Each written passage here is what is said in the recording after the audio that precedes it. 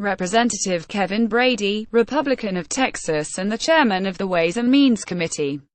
Republicans are considering eliminating a deduction on state and local taxes, but he said they may allow taxpayers to deduct property taxes, softening the blow. Al Drago for the New York Times. House Republicans are just one day away from unveiling the long-awaited tax plan, yet many key details remain in flux. Lawmakers have paved the way for a $1.5 trillion tax cut, but the provisions under discussion would far exceed that cost.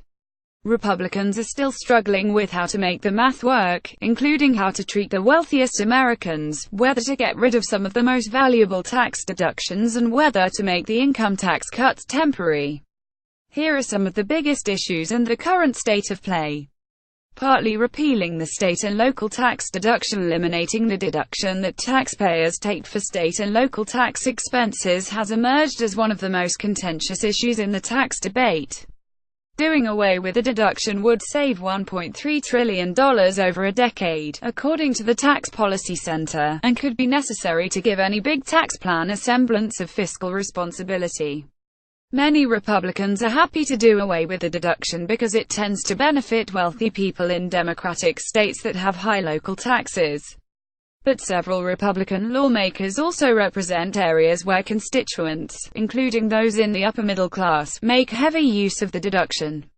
Party leaders are trying to soften the blow, and Representative Kevin Brady, Republican of Texas, said in a statement the bill would allow taxpayers to deduct property taxes but not state and local income taxes.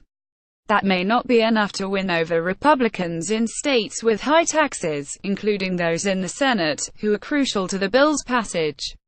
Lawmakers are still considering changes to the amount of pre-tax income that workers can set aside in their 401k retirement accounts. Currently, workers under 50 can save up to $18,000 a year without having to pay taxes up front. House Republicans are discussing changing the rules so workers are encouraged to put more money into retirement accounts that are taxed up front, like Roth IRAs, rather than on the back end. This creates both practical and political problems. Lowering the cap on 401k contributions would save only a sliver of the $1.5 trillion in lost revenue from the tax cuts that Republicans are pushing. What is more, such plans are widely used by middle-class taxpayers that Republicans say they are trying to help. Raising income taxes on the rich. The tax framework released by the so-called Big Six Republican Tax Working Group last month, the six lead negotiators from the House, Senate and Trump administration, called for three tax brackets with a top rate of 35%, down from 39.6% today. The plan kept open the option of creating an additional tax bracket for top earners to ensure the tax code remained progressive. No guidance was given on what the tax rate would be or what income level it would affect. Lawmakers are still debating whether to create an additional bracket for millionaires and whether to keep it at the current top rate of 39.6% or slightly changing it. Republican leaders in Congress have been hesitant to raise tax rates on anyone because the party's brand is largely built around the idea that the economy does best when people have more money to spend. Yet they may have no choice. Senator Susan Collins, Republican of Maine, said this week that she would not support a plan that includes a tax cut for millionaires, creating pressure for Republicans to include a higher bracket in order to win passage. Making some cuts temporary or gradual. Republican lawmakers are selling their plan as a middle-class tax cut, and the bill is expected to create three income tax brackets, 12%, 25% and 35%, and call for doubling the standard deduction. Yet lawmakers are considering making these changes temporary, so they would expire after 10 years. The conventional wisdom is that a future Congress will vote to continue the cuts and not allow them to expire. But that's a tricky assumption, given their cost, which will only exacerbate a federal deficit already on an upward trajectory.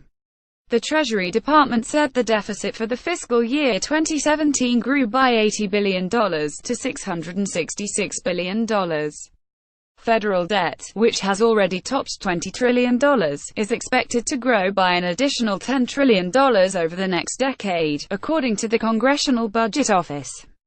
Compounding the math problem is that the plan would probably make the corporate tax cuts permanent.